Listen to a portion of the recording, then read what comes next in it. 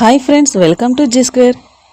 తెలుగు ప్రేక్షకులకు రాముడు కృష్ణుడు అంటే గుర్తొచ్చే ఒకే ఒక్క పేరు నందమూరి తారక రామారావు గారు. పౌరాణిక పాత్రలు ఆయనకు కొట్టిన పిండి. డైలాగులు, హావాభావాలు పలికించడంలో ఆయనకు తిరిగే లేదు. ఒక్క ముక్కలో చెప్పాలంటే పౌరాణిక పాత్రలకు, చిత్రాలకు ఆయన నిఘంటువు. రాముడు, కృష్ణుడు, దుర్యోధనుడు, భీముడు, రావణుడిగా ఎన్నో పాత్రల్లో ఒదిగిపోయారు. కృష్ణుడిగా దాదాపు అత్యధిక సార్లు తెరపై కనిపించి రికార్డు సృష్టించారు.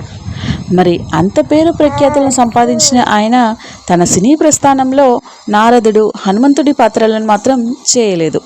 ఇదే విషయాన్ని ఓసారి ఆయన వద్ద ప్రస్తావించారట. మరి ఆయన బదులేంటో చూద్దామా ఫ్రెండ్స్? ఈ వీడియోని చివరి వరకు చూడండి. వీలైతే లైక్ చేయండి, కుదిరితే సబ్స్క్రైబ్ చేయండి. అప్పట్లో షూటింగ్స్ జరుగుతున్నప్పుడు తరచుగా కరెంటు పోయేదట. మళ్ళీ ఎప్పుడు వస్తుందో తెలియదు. కరెంట్ వచ్చేదాకా అందరూ ఫ్లోర్ బయటికి వచ్చి కూర్చొని పిచ్చాపాటి మాటలు మాట్లాడుకునేవాళ్ళట. అలా ఓ చిత్ర షూటింగ్ సమయంలో కరెంటు పోతే ఫ్లోర్ బయట కూర్చొని ఎన్టీఆర్ గారు పౌరాణిక పాత్రల గురించి మాట్లాడుతున్నారు. అందరూ ఆసక్తిగా వింటున్నారట.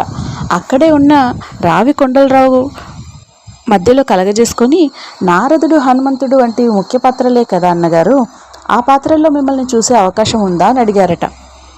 అప్పుడు ఎన్టీఆర్ గారు బదిలిస్తూ, నారదుడిగా ఆలోచించాను బ్రదర్.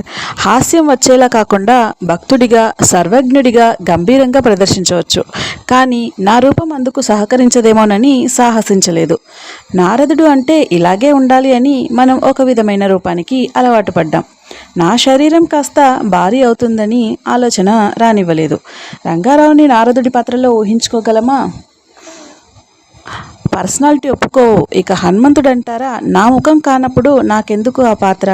మాస్క్తో నటించాలి, ఫిజికల్ మూమెంట్స్ ఎక్కువ కావాలి అని విశ్లేషించారట ఎన్టీఆర్ గారు. పౌరాణిక, జానపద, సాంఘిక చిత్రాలతో వెండితెరపై అదరకొట్టిన ఎన్టీఆర్ గారు తెలుగువారి గుండెల్లో అభిమాన నటుడిగా చిరస్థాయిగా నిలిచిపోయారు. ఫ్రెండ్స్, ఈ వీడియో మీకు నచ్చినట్లయితే లైక్ చేయండి, షేర్ చేయండి, సబ్స్క్రైబ్ చేయండి. Thank you for watching.